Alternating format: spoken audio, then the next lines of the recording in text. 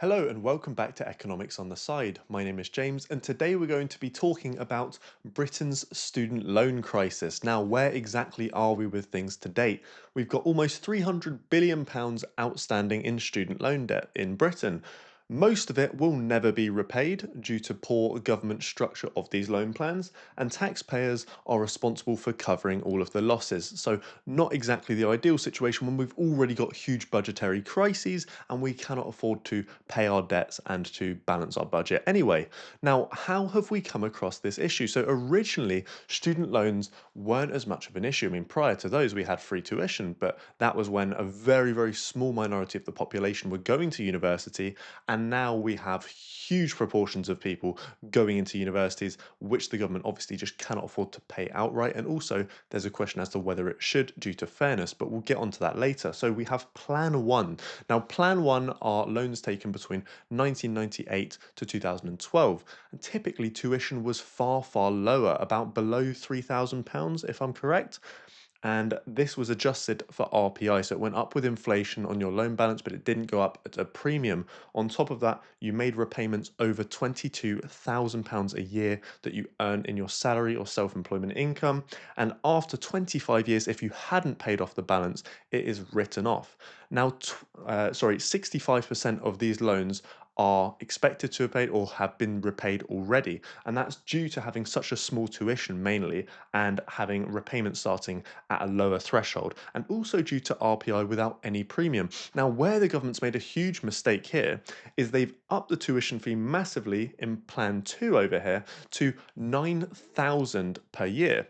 Now, not only has this made payments incredibly difficult to make to then pay off that entire loan balance, which has led to them extending the write-off period by 5 years to 30 years, but it's also increased the burden massively of the amount of debt that people hold on average.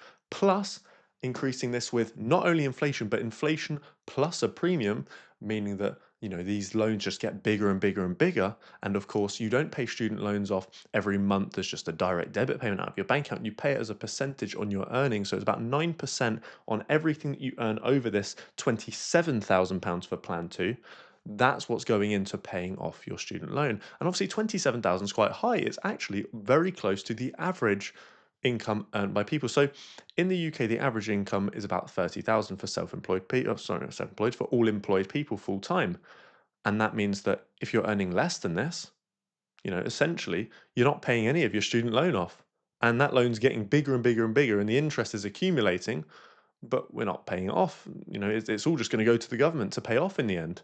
So we've got a crisis where they're bundling debt onto these people, saying, "Ah, that's great. Yeah, as long as we load them with this debt, they'll have to pay it back." But they just don't end up paying it back because very few people end up earning significantly more than £27,000 for a vast majority of their career. So only 25% of these are actually predicted to be fully repaid, which was an absolute crisis. And that's why we've come on to Plan 5. Now, Plans 3 and 4 are actually due to higher education beyond normal university degrees. So we've kind of skipped them out here just because they're very, very small in comparison to the majority of the debt.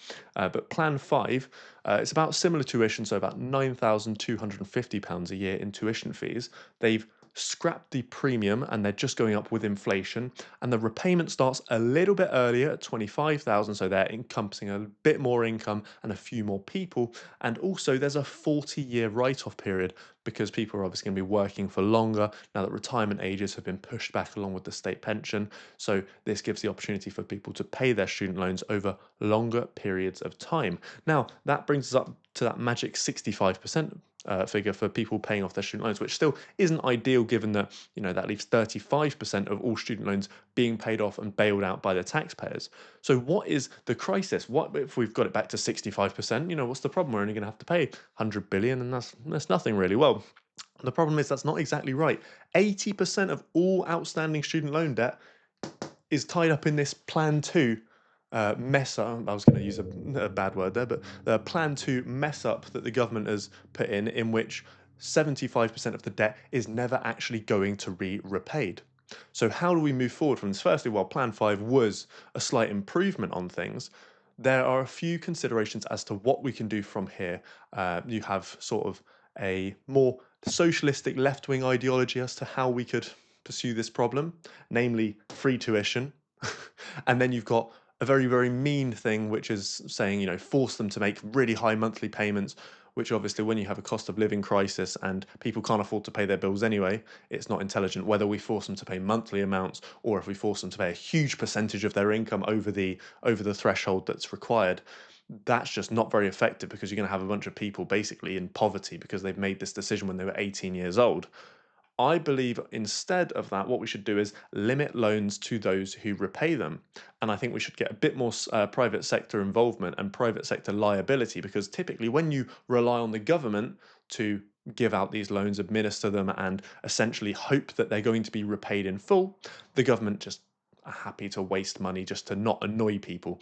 But I think if we have some private sector involvement where a private company can be liable for that loan not being repaid, if they've made a bad loan, they're not going to get paid, their shareholders are going to lose out on funds. I think that would be the ideal way forward. And I know it's quite mean because I'm sure lots of people have dreams of studying drama and literature and languages at university that then never lead to careers or getting any jobs to pay back those loans. But overall, it's the most sustainable thing economically for the country is to only lend money that's going to be repaid. Just as a bank wouldn't give you a loan if you weren't going to pay back. If they said, oh, there's a 75% chance someone's going to default on a loan, a bank is never going to give you that loan because why the hell would they? It's awful business.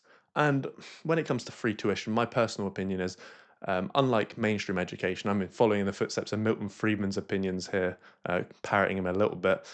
In mainstream education, primary and secondary school, that's very beneficial for society for everybody to have this fundamental education. But secondary education, in terms of university, the vast majority of the benefit does not go to society. It goes to the higher incomes of the people who go to those universities.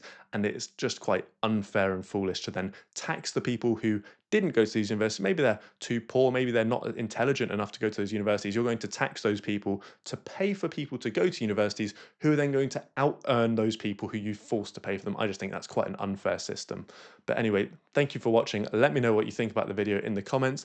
And if you have any questions, put them down there below as well. I'll see you next time. Thank you. Bye bye.